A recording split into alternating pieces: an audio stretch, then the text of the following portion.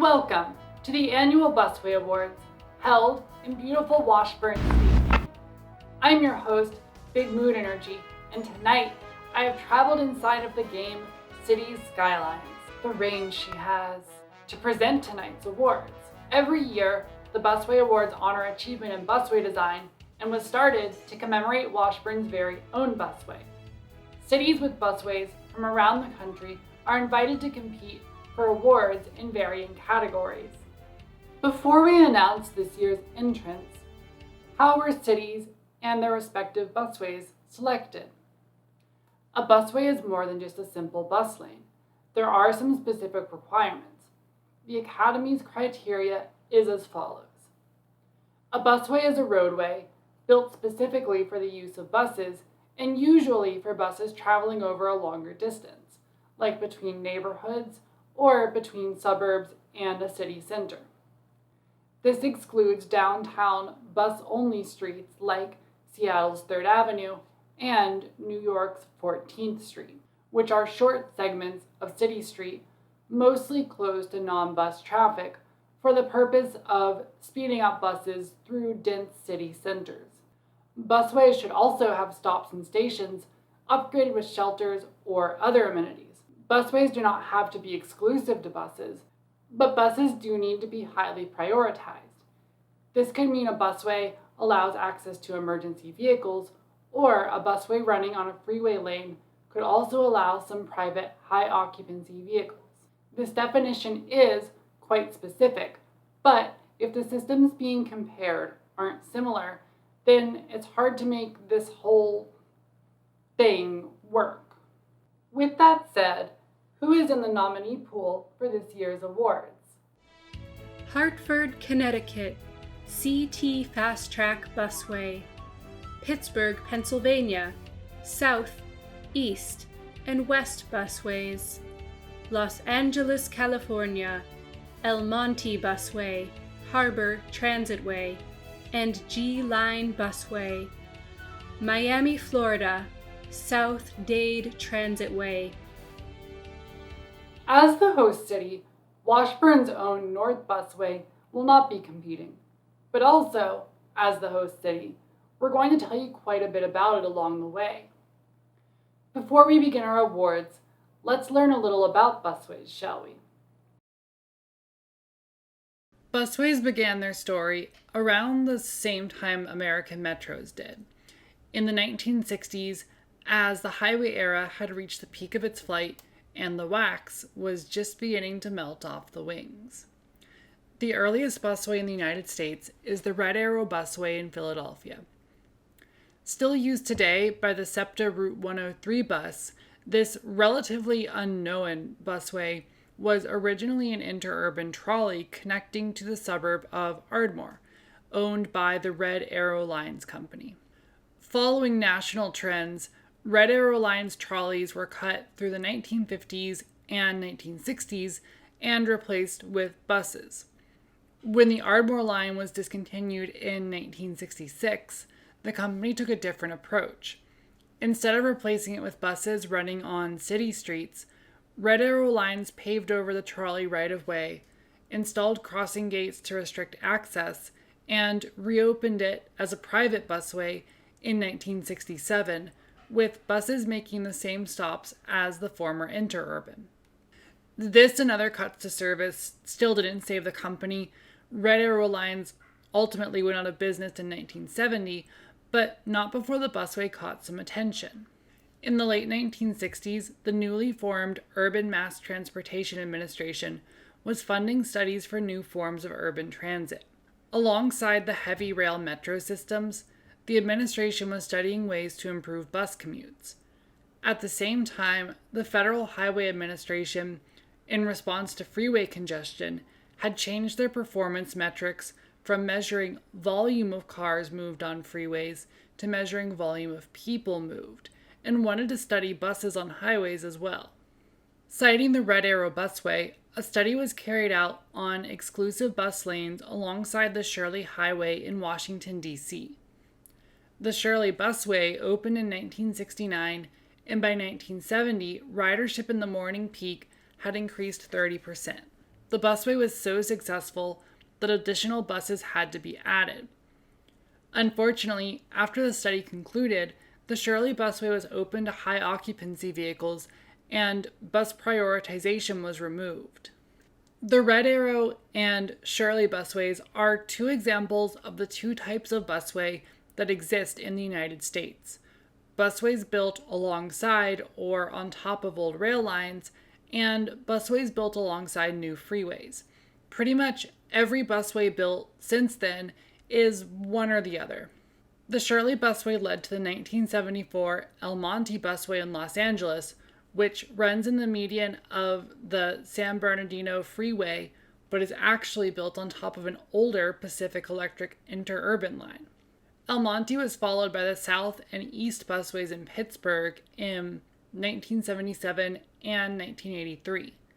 The South Busway is shared with Pittsburgh's light rail and then follows other rail lines, and the East Busway follows a Pennsylvania Railroad main line. Since then, busways have been opened and expanded with some regularity across the country.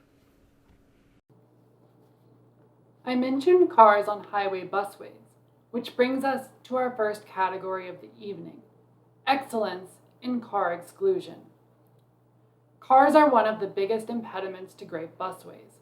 One of the goals of early freeway busways, like the Shirley Busway and El Monte, was to study both how well busways worked when used by buses exclusively and when mixed with cars. The answer for the latter is pretty poorly. Decades later, in early 2000, the California State Legislature reduced the El Monte Busway's HOV minimum from 3 occupants to 2. Average busway speeds at peak hours dropped from over 65 miles per hour to just 20 miles per hour, and speeds in the regular lanes declined too. The experiment was partially reversed 6 months later, having failed except in showing the perpetual danger to transit posed by state senators being told they aren't allowed to drive somewhere. Busways can face conflicts with cars in other ways too. A perpetual issue on Miami's South Dade Transitway is drivers making turns from the highway parallel to the busway and striking buses. The same occurs on Los Angeles' G Line, where drivers frequently strike buses at crossings and run crossing gates. The nominees for excellence in car exclusion are as follows: Pittsburgh South Busway, Pittsburgh East Busway, Pittsburgh West Busway. The winner of excellence in car exclusion is Pittsburgh East Busway. Opened in 1983, the East Busway is the most car-free busway in the country, with over 9 miles of grade-separated bus lanes between downtown Pittsburgh and the town of Rankin.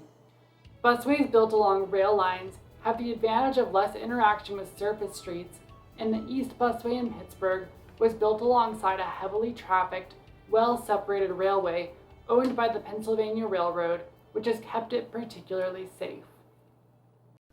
Washburn's busway history began in the 1980s. Back in the Metros episode, we had an extensive heavy rail system planned for Washburn.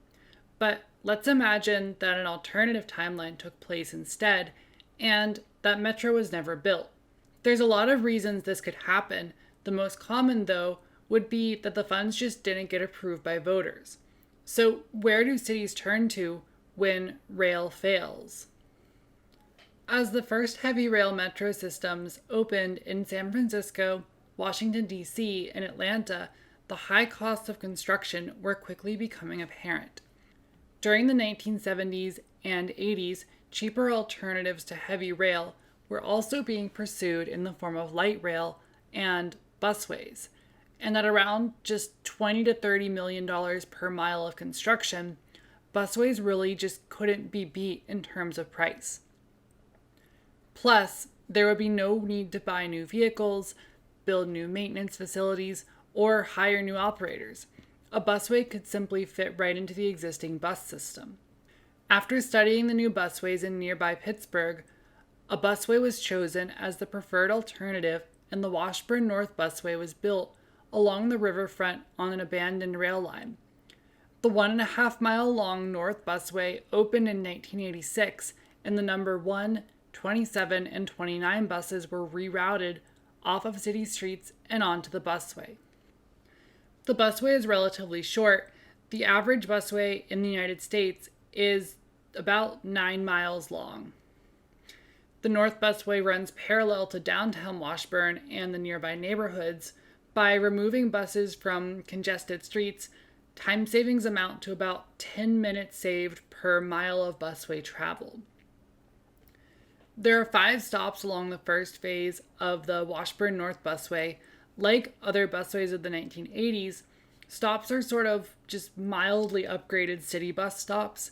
Each side of the road has a bus shelter and a marked but uncontrolled place for riders to cross the busway. There are no ticket vending machines. Fares are paid on board buses like any other local bus. And like other busways built along rail lines, the stops are relatively isolated from surrounding neighborhoods, and the experience waiting for a bus at night might feel unsafe to riders. Good stations are important. A Miami South-Dade Transitway study found that 3/4 of riders began or ended their journey at a busway station rather than on a local bus that later entered the busway. The transit experience starts before riders ever get on a vehicle. Waiting is just as important as riding, and so successful busways should have a quality experience beginning at the stations. Good stops along busways are well sheltered, have fare vending machines, level boarding with buses for accessibility, are well lit at night, and if possible, well integrated into their surroundings. Busway routing makes a difference here too. I mentioned rail lines having isolated stops, but just the same, busways along highways can be a very unpleasant experience to wait at. Not only are they noisy and polluted with exhaust, they require riders to walk to pedestrian unfriendly areas. They can also be dangerous. In 2012 in Los Angeles, a truck struck a station platform on the Harbor Transitway in the median of Interstate 110, injuring 6 waiting riders. Only after that incident were barriers installed to protect riders. The nominees for Best Bus Stops are Hartford, Connecticut, CT Fast Track Busway, Miami, Florida, South Dade Transitway, Los Angeles, California, G Line Busway. And the winner for Best Bus Stops is CT Fast Track. The CT Fast Track Busway opened in 2015 and runs between New Britain and Hartford, Connecticut, making a total of 11 stops along its 9.5-mile route. Each station along the way features sheltered waiting areas, lighting, bicycle parking, seating areas, ticket vending machines, platform signs with arrival times, and high-level platforms that are accessible to all users. Several of the stops are sited on former passenger rail stations and are well integrated into the towns that they serve. Since the opening of the Washburn North Busway in 1986, the busway has been extended once. In 2002, when a 1.3-mile leg opened, paralleling a state highway and ending at a new park and ride terminus outside the downtown, where the number 27 bus exits the busway and continues on surface streets. The 3 routes that operate on the busway all exit at different points, which is a useful feature of busways. Any bus line can be routed onto the busway and take advantage of the time savings as long as there are entrances and exits for it. That kind of flexibility just isn't possible with rails. If we'd built a railway instead of the busway, there would be just one end-to-end train service. Trains can't just enter and exit the rails where they please. Well, they could. It's called auto railers, but it's just plain wrong. Just take it away. The buses on the Washburn North Busway follow a pattern similar to the busways in Pittsburgh, Miami, and Connecticut. Buses make local stops on city streets and then make their way to the busway, where they make a quick trip with few stops. This is an advantage over traditional bus patterns, where buses make local stops for their entire journey, which is a pretty long ride if you're starting from a far-flung neighborhood. In this way, busways can bring access to a higher speed transit system closer to riders. A 2016 study of the Connecticut CT Fast Track system found that the busway increased access to transit and improved transit equity across an area much wider than the immediate surroundings of the new busway. On the other hand, though, routing multiple services through a busway can increase complexity for riders compared to a point-to-point rail line or bus service. A rider starting at one of our downtown stations who wants to ride to their home up here north of the city in the suburbs can't take the number 1 or the number 29 bus. They need to wait on a number 27. So while bus service may be frequent at stations along the busway, if the rider needs to go off the busway, there may be longer headways for the bus that they actually need. In a comparison done of the Shirley Highway busway in DC and the Patco Heavy Rail line in Philadelphia that opened around the same time, this branching service was listed both as a strength and a weakness of busways. Another drawback is that all of these buses require a lot of labor. In the same study, labor costs for the Shirley busway were about 3 to 5 times higher per passenger than Patco due to the small size of buses. The award in the category of best service is measured by the frequency of the flagship service on a busway, or the most frequent service if there is no flagship. Having an exclusive right-of-way clears traffic issues, but cities must choose to run high levels of service to truly make the best use of their busways. In Miami, the South Dade Transitway has many components of a successful system, but the flagship service operates at half-hourly frequencies, and on weekends it uses minibuses. The nominees for Best Service are Hartford, Connecticut, CT Fast Track Busway, Pittsburgh, East Busway, Pittsburgh, West Busway, Los Angeles, California, G-Line Busway. And the winner for Best Service is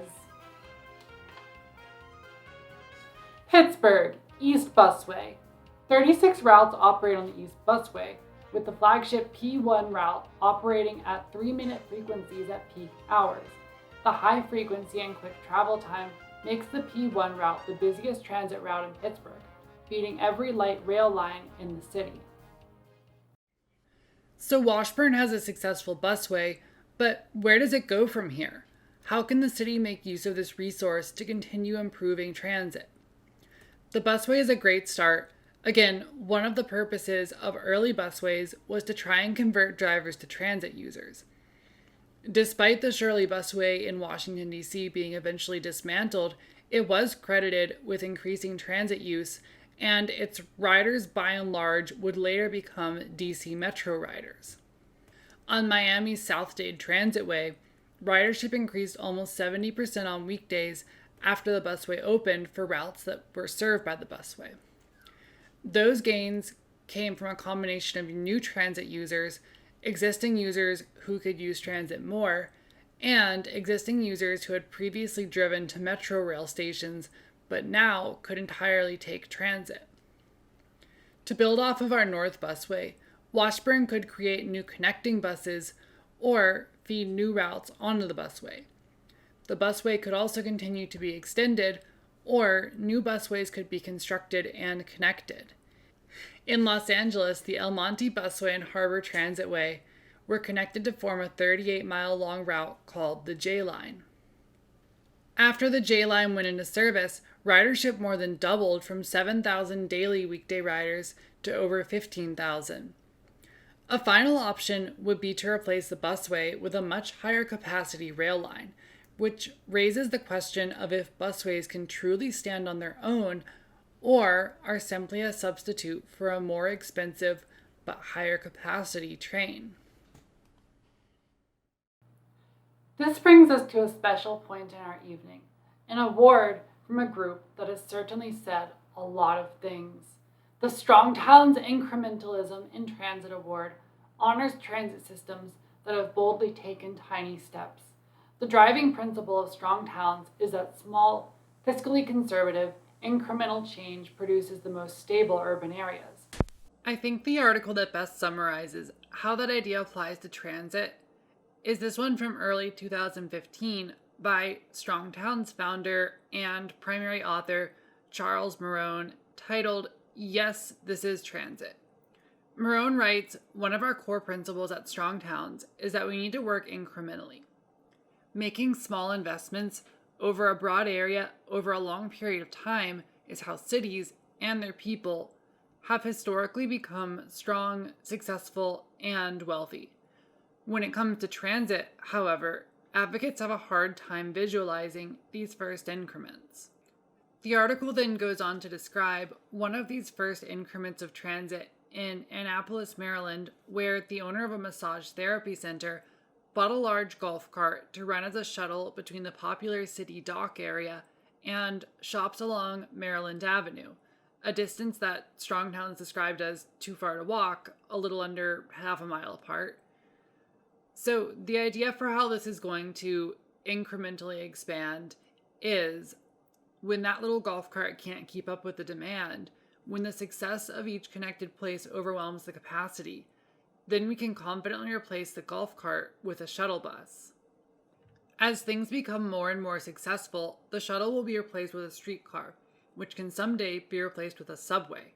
Now we're not imposing an expensive and effective top-down transit solution in the places where we can get the funding, find a vacant corridor, and build a political coalition of vested interests. Instead, we're incrementally building a dense web of successful transit that is intimately aligned with the expanded opportunities being provided by a complex development pattern. Success begets success begets success, all incrementally. Annapolis, unfortunately, does not have a subway today. The golf cart shuttle stopped running in about mid-2016, so I think that there are some issues with applying the philosophy of incrementalism to transit, both at this scale and at greater scales, and that's where busways come back in. From outside the United States, this year's Incrementalism in Transit Award goes to our friends in the north, Ottawa, Ontario. Many busways were built as cheaper alternatives to light rail systems, including Ottawa's Transitway. Everything comes with a price, though, and busways ultimately have less capacity than rail. So if the demand level justified building rail, a busway will eventually max out its capacity. Ottawa spent about $500 million building its busway in the 1980s, and then spent 4 years and $1.6 billion upgrading a central section to light rail, which then reopened in 2019 as the Confederation Line, part of the city's O-Train system. This is the case of the LA Metro's G-Line busway, which was planned as a rail line, but legislative opposition forced a busway. Now nearing its engineered capacity, the LA Metro is preparing to spend hundreds of millions of dollars on upgrades in the near future and billions on an eventual conversion to light rail by 2050. So Ottawa, keep fighting the good fight incrementally, and Los Angeles, take some notes. So now we come to the final award in tonight's show, the Best Busway City. A point that is brought up with each transit system presented in the failure and success of Great American Transit is that there is usually one city that excels far and above the rest. Streetcars, Portland. Metros, Washington, D.C. Inclines, Pittsburgh. So which city is the busway giant among us? The nominees for Best Busway City are Los Angeles, California. With 3 busways totaling 40 miles, Los Angeles has a sprawling set of busways that are branded and integrated into the wider transit network as the G, and J lines. The highway running J line that uses the El Monte and Harbor busways includes some of the oldest sections of busway in the country, although the freeway routing and stations have been attributed to low ridership. Its G line is a high-quality busway built on a former interurban rail line. Although it is relatively young at just 15 years old, the line is already at its capacity, which begs the question of if the line should have been rail from the beginning. Combined, these busways serve about 50,000 weekday riders, which is respectable. Los Angeles' L Line Light Rail has about 50,000 riders on weekdays as well.